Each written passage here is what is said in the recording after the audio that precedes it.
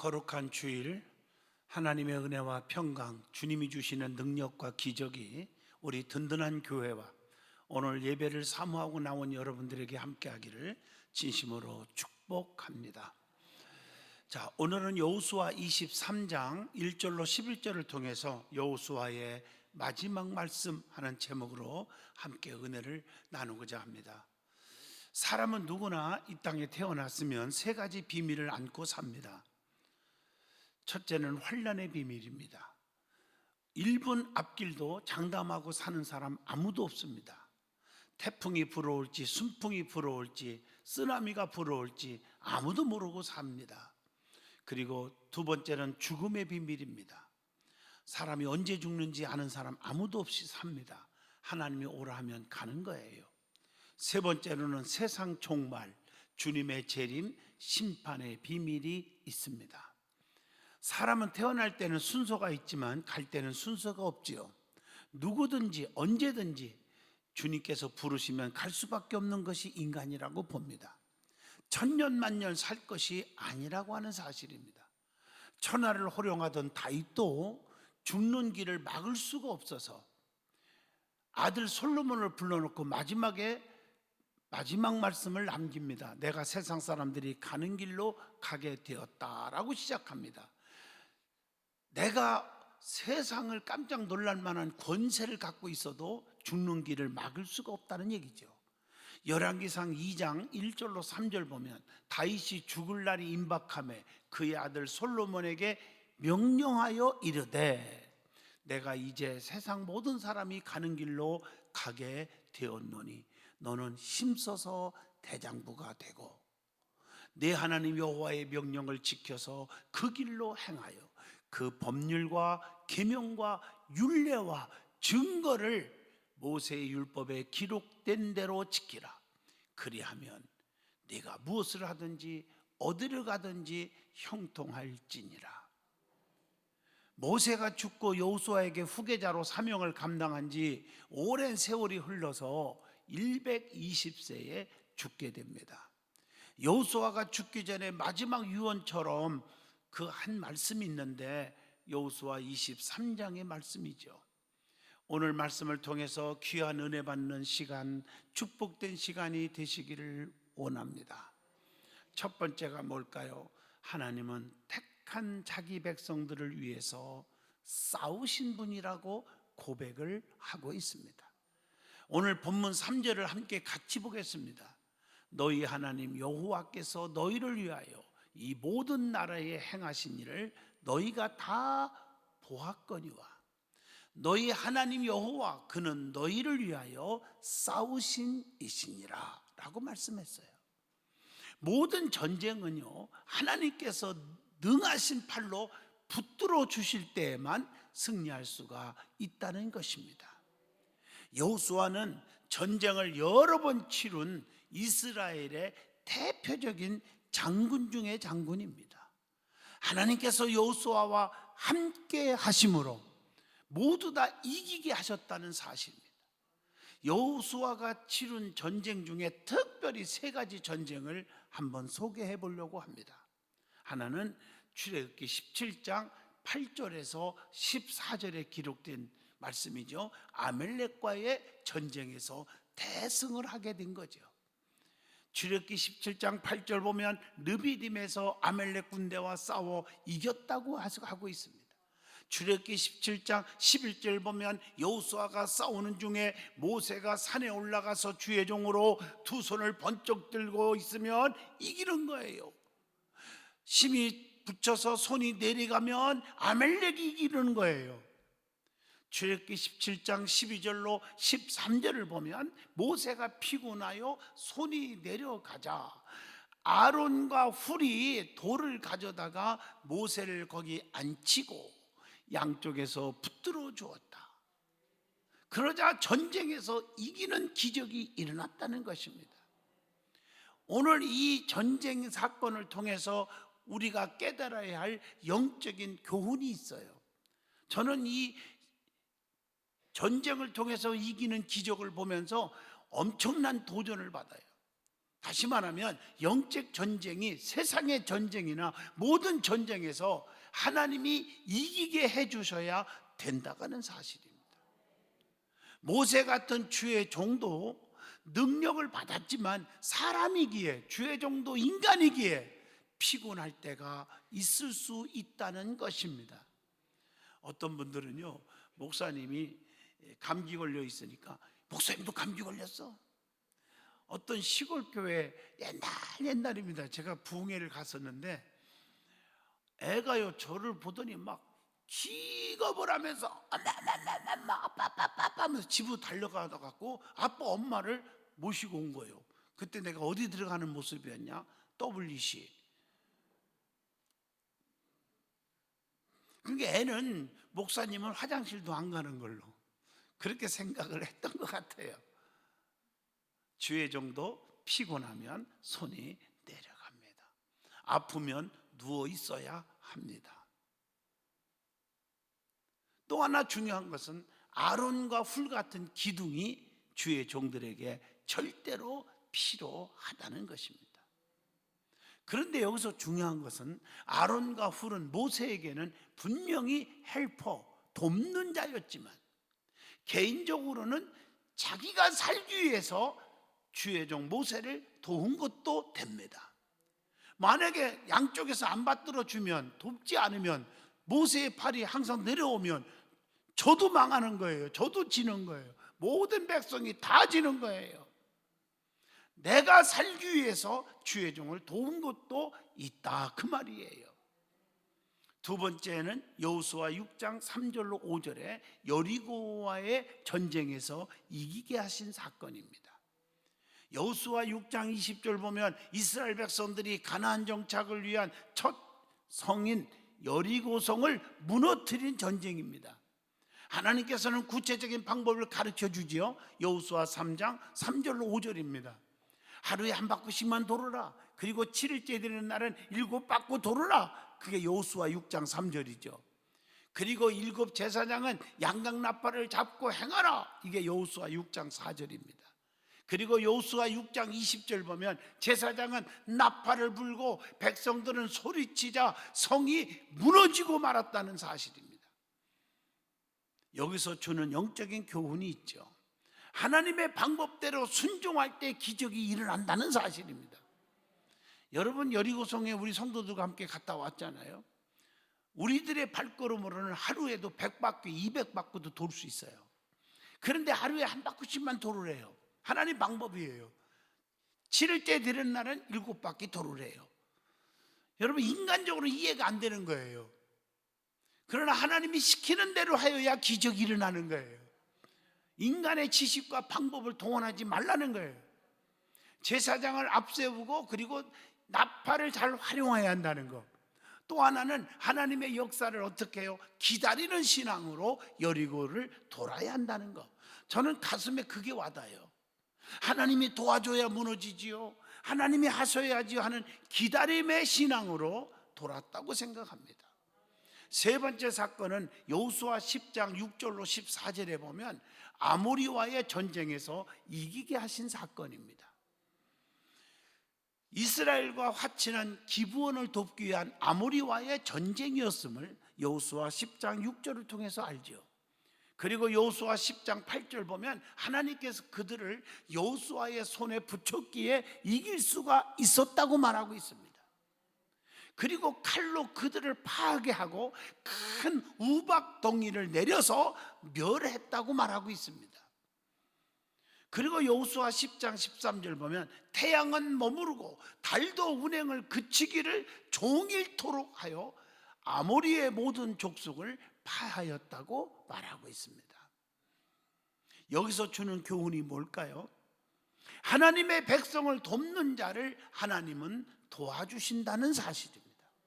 그리고 베드로가 말씀에 의지하여 그물을 내려 고기를 잡을 때 저 동무들에게 손짓하여 도와달라, 도와주다가 자기 배에도 가득 채웠다는 사실을 여러분 아십니다.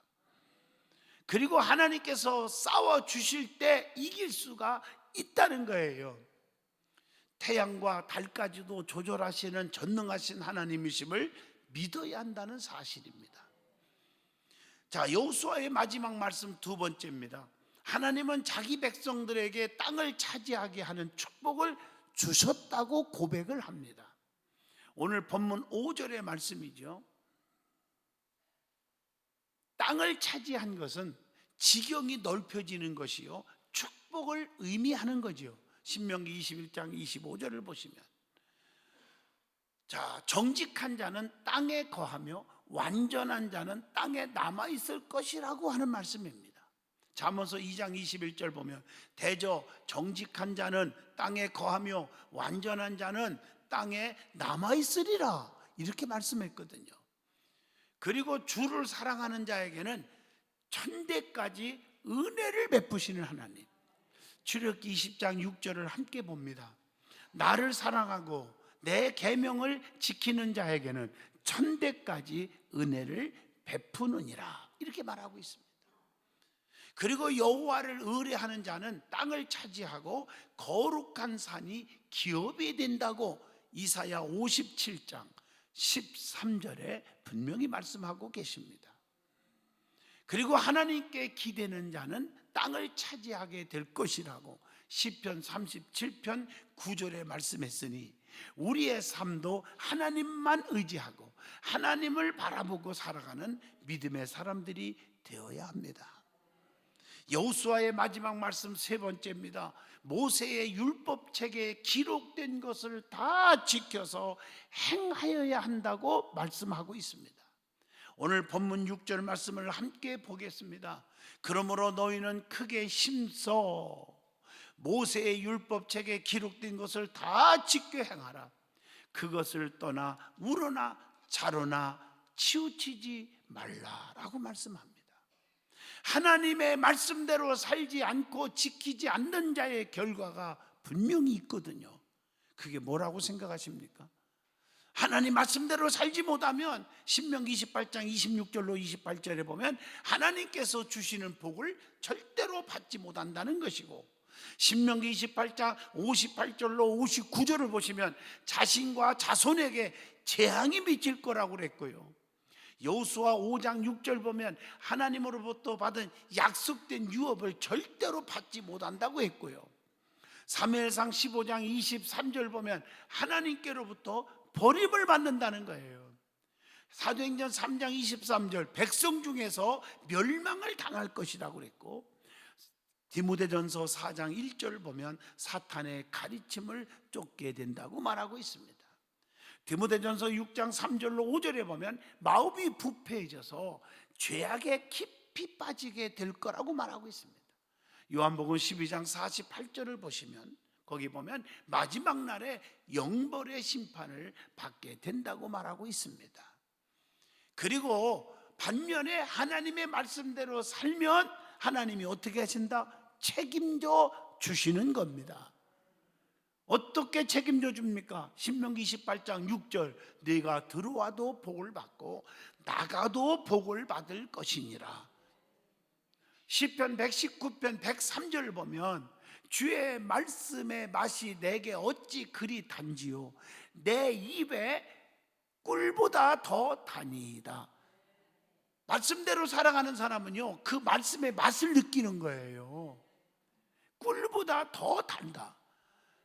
여러분 아무리 절제하려고 해도요, 여러분 이 가루떡에다가 꿀 한번 찍어서 먹어봐요. 하나 먹으려고 결심했는데 10개를 먹게 되더라고. 그 다음날 몸무게를 재보니까 1.5kg가 늘어났더라고요. 꿀은 자꾸 땡기는 거예요. 하나님의 말씀을 꿀로 표현했잖아요.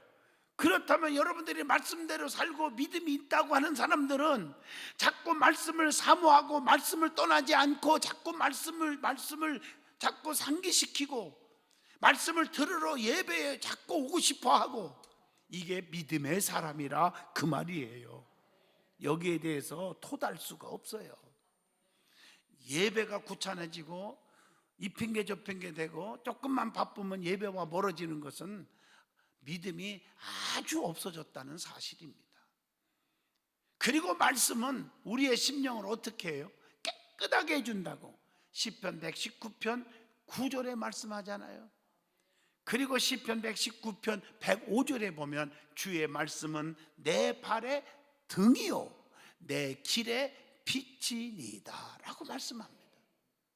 자, 여호수아의 마지막 말씀 네 번째입니다. 좌로나 우로나 치우치지 말라라고 말씀합니다. 본문 6절 보세요. 너희는 크게 힘써 모세의 율법책에 기록된 것을 다 지켜 행하라. 즉 말씀을 다 지켜 행하라.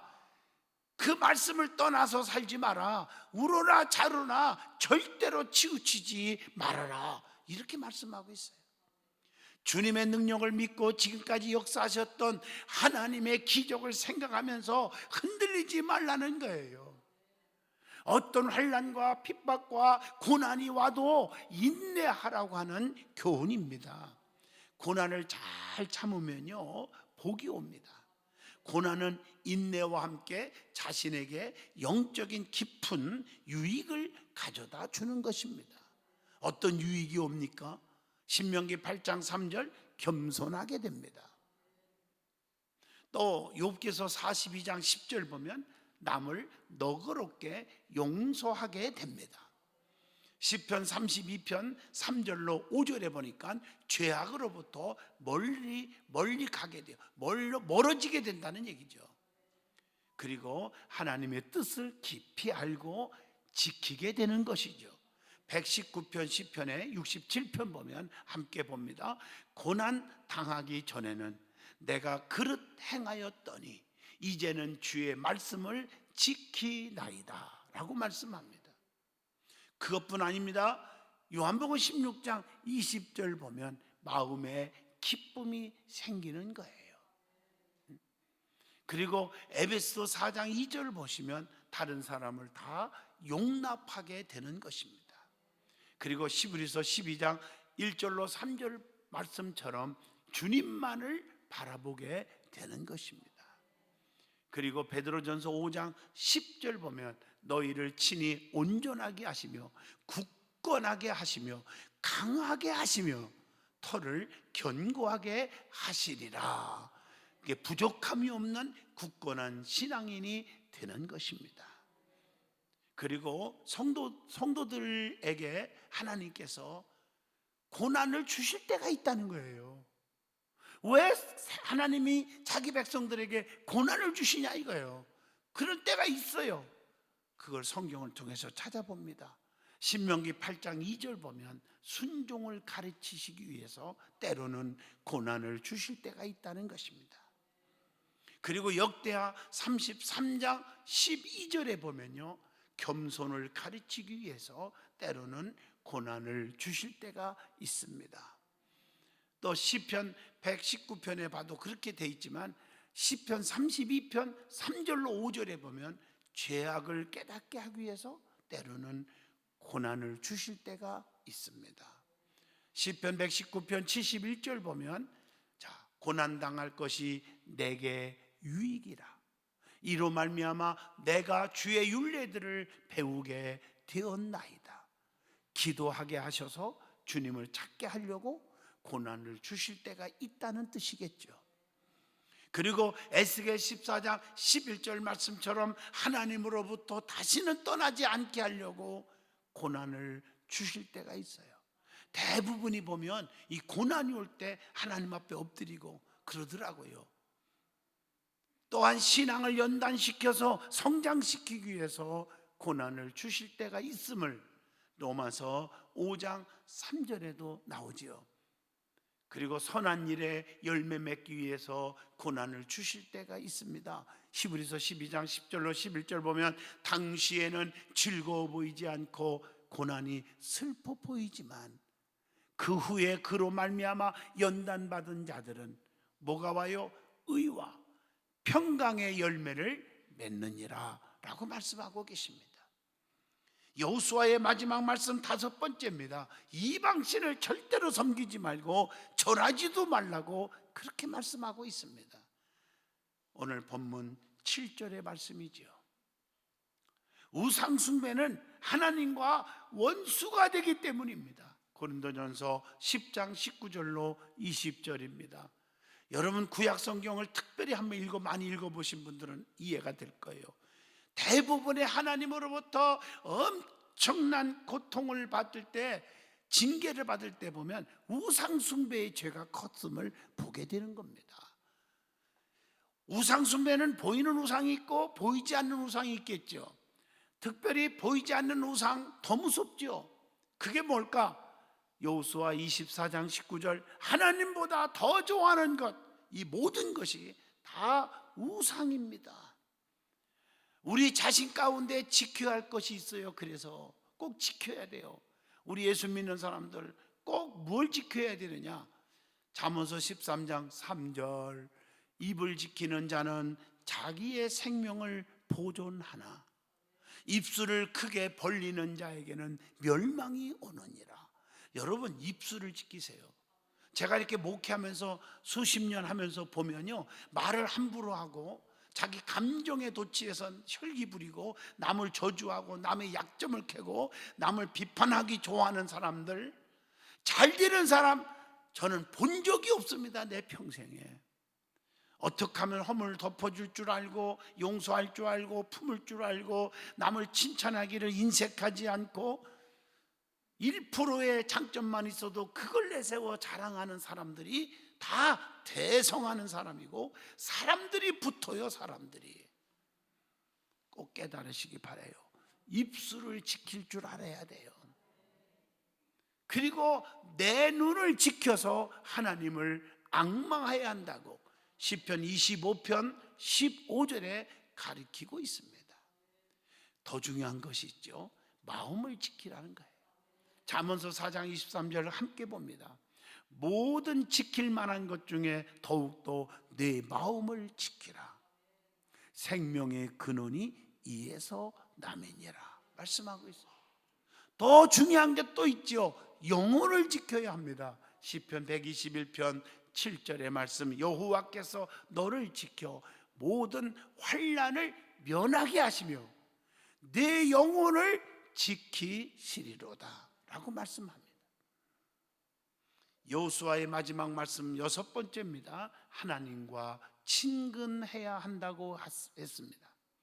본문 8절 보시면 오직 너희의 하나님 여호와께 가까이 하기를 오늘까지 행한 것 같이 하라. 이것은 하나님과 가까울수록 좋은 거잖아요. 그래서 세상과 벗삼지 말아야 한다는 거예요. 디모데전서 4장 7절의 말씀이죠. 그리고 히브리서 11장 6절 말씀처럼 하나님을 기쁘시게 하란 말이에요. 믿음이 없이는 하나님을 기쁘시게 하지 못하나니 하나님께 나아가는 자는 반드시 그가 계신 것과 또한 자기를 찾는 자들에게 상 주시는 이심을 믿어야 할지니라 라고 말씀하고 있습니다. 마지막 여호수아의 마지막 말씀 7번째입니다. 스스로 조심하고 하나님을 사랑해야 한다고 말씀하고 계십니다. 본문 11절 보십니다. 그러므로 스스로 조심하여 너희의 하나님 여호와를 사랑하라. 그러면 성도들이 조심해야 할 것이 무엇입니까? 자, 신명기 6장 12절로 13절을 보니까 구원자 하나님을 잊어버릴까 조심하라. 신명기 4장 15절 보면 하나님의 말씀을 잊지 않도록 조심해야 한다고 했어요. 시편 39편 1절에 보면 말에 실수하지 않도록 조심해야 한다고 했습니다. 야고보서 3장 3절 보니까 우리가 말들의 입에 재갈 물리는 것은 우리에게 순종하게 하려고 그 온 몸을 제어하는 것이니라. 한 입으로 찬송과 저주를 말하지 않도록 조심해야 한다는 말씀인 줄로 믿습니다. 그리고 사도행전 5장 39절에 하나님을 대적하지 않도록 조심해야 한다는 것입니다. 뿐만 아니라 고린도전서 3장 9절에서 10절까지 보면 하나님 앞에 소홀하지 않도록 조심해야 한다고 했습니다.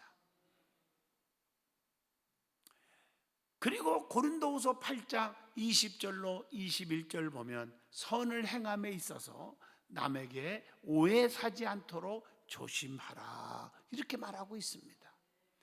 그것뿐 아닙니다. 고린도전서 10장 12절, 그런즉 선줄로 생각하는 자는 넘어질까 조심하라. 다시 말하면 교만하여서 넘어지지 않도록 조심하라 하는 말씀입니다. 갈라디아 3장 16절 보면 헛된 분쟁으로 넘어지지 않도록 조심하라. 여러분, 절대로 분쟁이 우리의 삶 속에 없어야 될 줄로 믿습니다.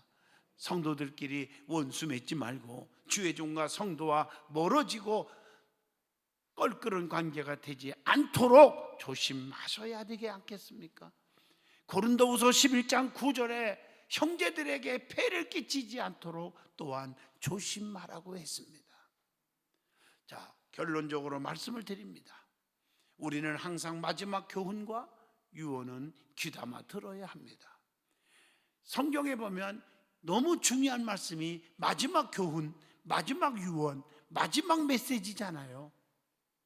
예수님이 승천하시면서 마지막 말씀, 중요한 세 가지 기억할 말씀이 있죠. 성령을 받으라, 내 증인이 되거라, 다시 오겠다, 이렇게 말씀했잖아요. 스데반 집사님의 마지막 남긴 설교도 은혜가 넘치고 너무 우리의 가슴을 뜨겁게 하잖아요. 인자가 하나님 우편에 서 있는 것을 내가 보았다. 아버지여, 저들의 죄를 용서해 주시옵소서. 아버지, 내 영혼을 부탁합니다. 이 세 가지가 얼마나 감동적입니까? 예수님도 마지막 십자가에 피 흘려 죽으시면서 가상칠언 7말씀 얼마나 우리를 눈물나게 해주고 있지 않습니까? 오늘 말씀 가운데 여호수아는 모세의 후계자로서 사명을 다 마치며 마지막으로 7가지의 말씀을 우리에게 주었지 않았습니까?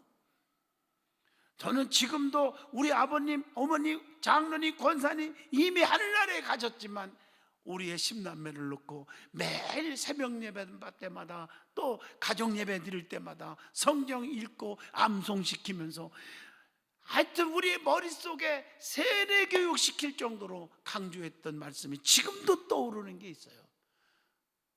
사랑하는 자녀들아, 너희는 고압선을 차라리 만지는 게 낫지 세 가지는 절대 만져서는 안 된다. 제가 수없이 여러분에게 간증했을 거예요. 아무리 바쁘고 피곤하고 힘들어도 주일은 건들지 말아라. 두 번째, 아무리 힘들어도 11조는 건들지 말아라. 세 번째, 주의 종은 네 평생에 건들지 말아라.